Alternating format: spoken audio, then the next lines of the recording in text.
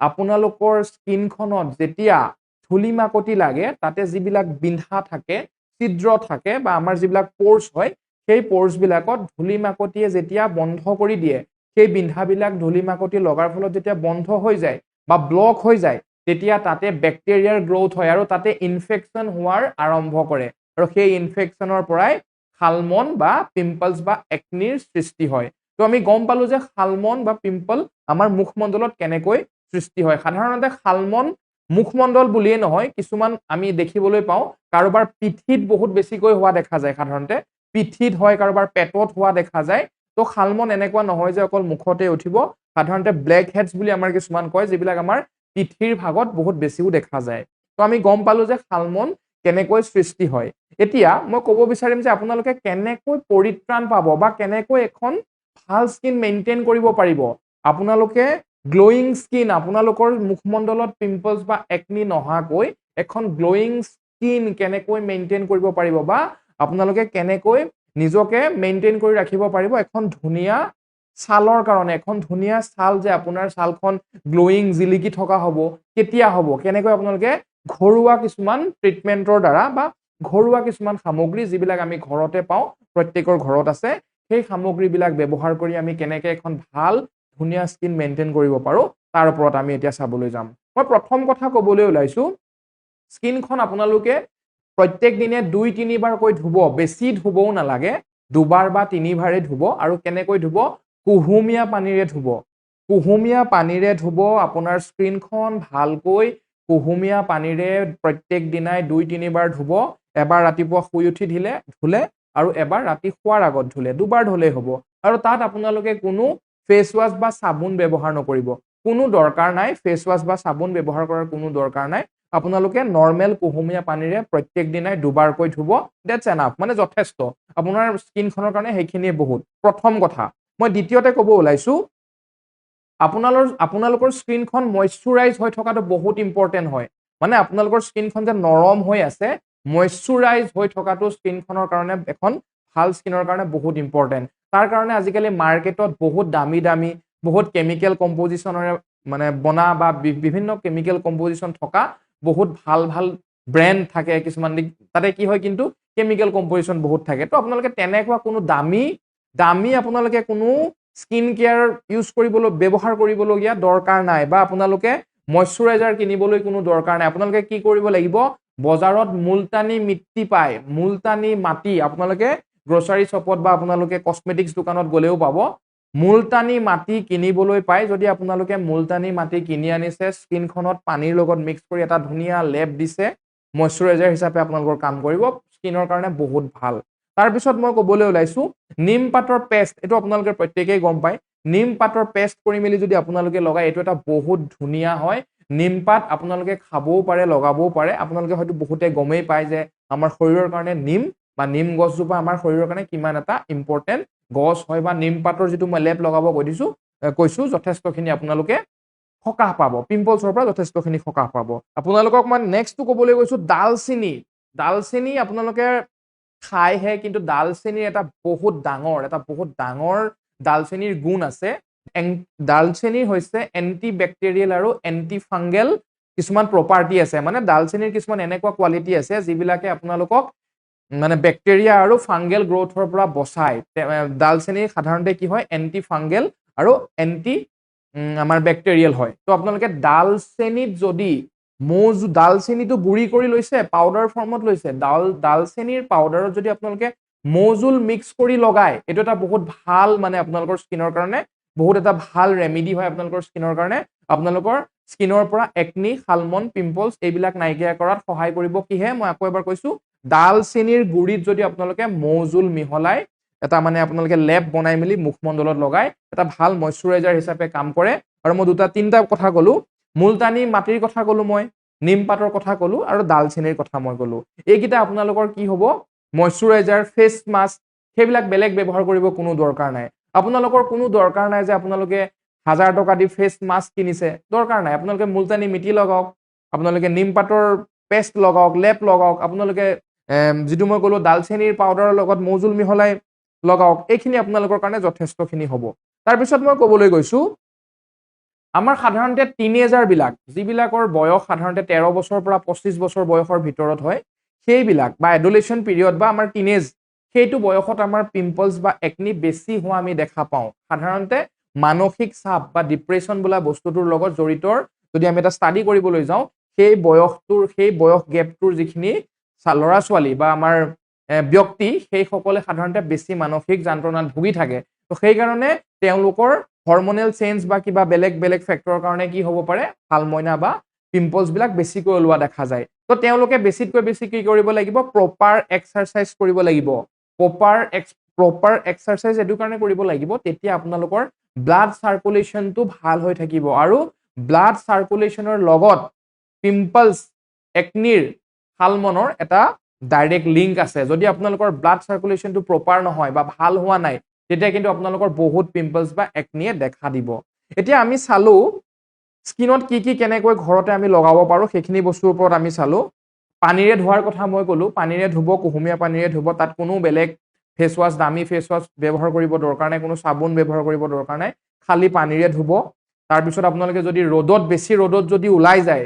সানৰেজ বহুত বেছি সূৰ্য ৰশ্মি নল'ব কাৰণ কি হয় তাতে আল্ট্ৰাভায়োলেট ৰেজ থাকে তো আপোনালোকৰ স্কিন বাৰ্ণ হোৱাৰ সম্ভাৱনা থাকে যদি আপোনালোকে বাহিৰত ওলাই গৈছে কিবা কামত ওলাই যাবলগীয়া হৈছে বহুত বেছি ৰ'দ আছে তেতিয়া আপোনালোকে যিটো আমাৰ ছানস্ক্ৰীম কিবা ইউজ কৰিব পাৰে নহলে আপোনালোকে কাপোৰে বান্ধি হলেও কিবা প্ৰটেকশ্যন ল'ব আজিকালি আমাৰ বহুত কাপোৰৰ নিচিনা পিন্ধিবলৈ পায় যিখিনি আমাক ছানৰেজৰ পৰা প্ৰটেকশ্যন কৰিব তাৰপিছত মই আল্টিমেটলি এইটো কথা ক'ব গৈছো মুখমণ্ডলত আপোনালোকে বহুত বেছি দীঘলীয়া সময়লৈকে সূৰ্যৰশ্মি পৰিবলৈ নিদিব তাৰপিছত মই ক'ব বিচাৰিছো খাদ্যৰ ক্ষেত্ৰত যদি মই ক'বলৈ যাওঁ আপোনালোকে প্ৰথম কি কৰিব লাগিব জাংক ফুড এভয়েড কৰিব লাগিব জাংক ফুড মানে আপোনালোকে বাহিৰত খোৱা চাওমিন আমাৰ মমো বাহিৰত আপোনালোকে জাংক ফুড ওভাৰঅল যিবিলাকত ৰিফাইন তেল বেছি ব্যৱহাৰ কৰা হয় সেইবিলাক খাদ্য আপোনালোকে এভয়েড কৰিব লাগিব বাহিৰত খোৱাটো বন্ধই কৰি দিয়ক আপোনালোকে প্ৰথম কথা সেকেন্ড কথা মই ক'বলৈ লৈছো আপোনালোকে ফ্ৰুইটছ ফল-মূলৰ পৰিমাণটো বঢ়াই দিয়ক ফল-মূল বেছি খাব ফল-মূল বেছি খালে আপোনালোকে কি হ'ব আপোনালোকৰ শৰীৰত পানীৰ পৰিমাণটো বেছি থাকিব আপোনালোকে ডিহাইড্ৰেট নহব তেতিয়া আপোনালোকৰ স্কিনখনৰ এটা ভাল গ্লো দি থাকিব ঠিক আছে তাৰপিছত মই ক'বলৈ গৈছো শাকৰ ভিতৰত কিছুমান শাক যেনেকে লাই শাক আমাৰ ব্ৰকলি আৰু চব্জিৰ ভিতৰত বিশেষকৈ বিলাহী এইবিলাক বস্তুত লাইকোপিন নামৰ এবিধ ৰাসায়নিক পদাৰ্থ পোৱা যায় যিবিলাক আপোনালোকৰ এখন ভাল স্কিনৰ কাৰণে বহুত ভাল আৰু স্কিনখন আমাৰ প্ৰটেক্ট কৰে আমাৰ যিখন স্কিন হয় গোটেই আমাৰ মুখমণ্ডলৰ বিশেষকৈ মুখমণ্ডলৰ কথাই কম স্কিনখন প্ৰটেক্ট কৰে মই আকৌ কৈছো লাই শাক আমাৰ ব্ৰকলি পাচলিৰ ভিতৰত বিলাহী এইবিলাক বস্তুত আমাৰ কি থাকে লাইকোপিন থাকে আৰু আমাৰ স্কিনখনৰ কাৰণে ভাল ভিটামিন চি আমাৰ কি কৰে স্কিনৰ ইলাষ্টিচিটিটো বঢ়াই ৰাখে ভিটামিন চি আমাৰ স্কিনৰ ইলাষ্টিচিটিটো বঢ়াই ৰাখে আমলখিৰ ৰস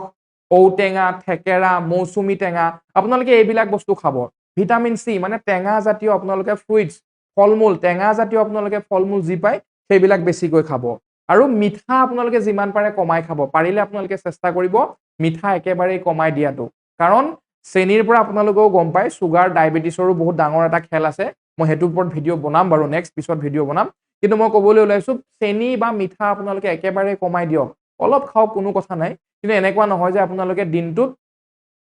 5 বাৰ 6 বাৰ চাহ খাইছে য'ত নেকি আপোনালোকে বহুত বেছি চেনি দিছে মিঠাই খাইছে সেইটো নকৰিব ৰাতিপুৱা একাপ যদি খাইছে ঠিকে আছে গধূলি একাপ চেনি দিয়া চাহ খাইছে একো নাই দ্যাটছ এনাফ তাতকে বেছি ব্যৱহাৰ নকৰিব কুঁহিয়াৰ ৰসটো আমাৰ স্কিনৰ কাৰণে বহুত ভাল কাৰণ তাত কি থাকে কুঁহিয়াৰ ৰসত আমাৰ কি থাকে বুলি মই যদি ক'বলৈ যাওঁ তাত গ্লাইকলিক এচিড থাকে কুঁহিয়াৰ ৰসত আৰু সেইটো আমাৰ স্কিনৰ কাৰণে বহুত ভাল স্কিনখন আমাৰ ময়শ্চাৰাইজ কৰি ৰাখে এটা গ্লো দিয়াত আমাৰ সহায় কৰে তাৰপিছত মই ক'বলৈ যাওঁ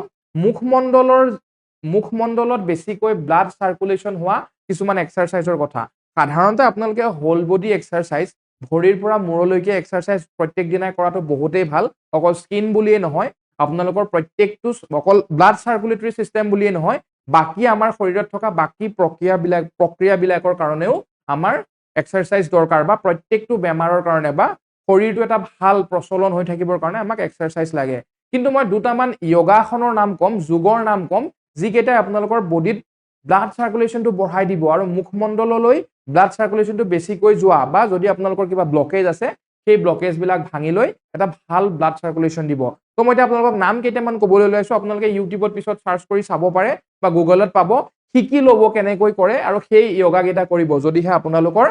আপোনালোকে যদিহে স্কিনত একনি বা পিম্পলছ বা শালমন বেছি আছে বা আপোনালোকে ভুক্তভোগী হৈ আছে তেতিয়া এই য়োগাখন কেইটা কৰিব মই প্ৰথম ক'বলৈ লৈছো চক্ৰাসন